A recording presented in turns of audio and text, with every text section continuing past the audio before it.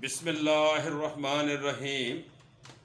सामाईन व नाज़रीन, मैं हूँ आपका दोस्त डॉक्टर इजहार अहमद गुलजार। सामाईन, मैंने आईने में देखा, मेरा अक्स था हूबहू मुझ जैसा। मैं उसमें महव हो गया। उसकी हरकत व सकनात मेरे जैसी थी। मैं आगे बढ़ता चला गया, वो आगे बढ़ता गया। मैं पीछे हटा, वो पीछे हट गया। मैं छुप गया, वो छुप गया।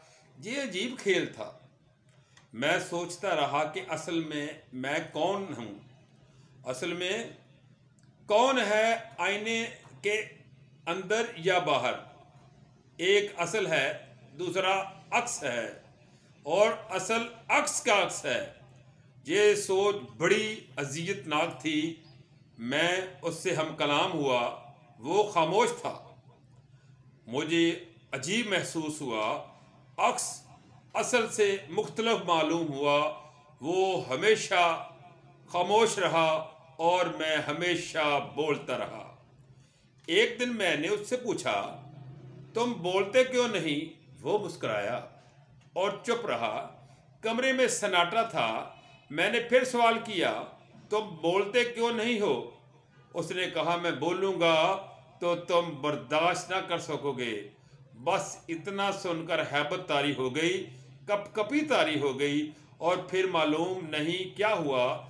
ना मालूम मैं आईने में समा गया या वो आईने से बाहर निकल आया। बहरहाल बर्दाश्त से बाहर था। जो हुआ सो हुआ। उस दिन से आईना टूट गया। आईने की ज़रूरत भी नहीं थी। वो और मैं साथ साथ थे।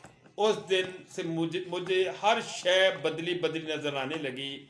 मशरक से निकलकर मगरब में डूबने वाला सूरज यूं मालूम हुआ कि ये ना कहीं से निकलता है ना डूबता है।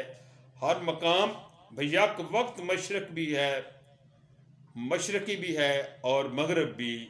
और इन मशारक व मगारब से मुहावरा एक कायनात है। यहाँ ना दिन है ना रात, ना दिन है ना रात होती है, और ना होती है। तो सामाईन, ये है ज़िंदगी। और ज़िंदगी एक ऐसी हकीकत है कि जिसकी तशरीह तौज़ीह करना हर शख्स के बस की बात नहीं है। हम ज़िंदगी की हकीकतों को रोज़ाना देखते भी हैं और ज़िंदगी को अपने सामने चलता फिरता भी देखते हैं, लेकिन हम उसकी तशरीह करने से कासर हैं। कोई शख्स बता नहीं सकता कि ज़िंदगी क्या है, रूह क्या है, ये किस तरह की कैफियत का नाम है। तो सामाईन, इसी कश्मकश का नाम ही ज़िंदगी है, और इसी लम्हों में मुक़य्यद रहने को, सोचो विचार करने को ही शायद ज़िंदगी कहते हैं। अल्लाह तबारक तआला हम सब का हामी और नासिर हो।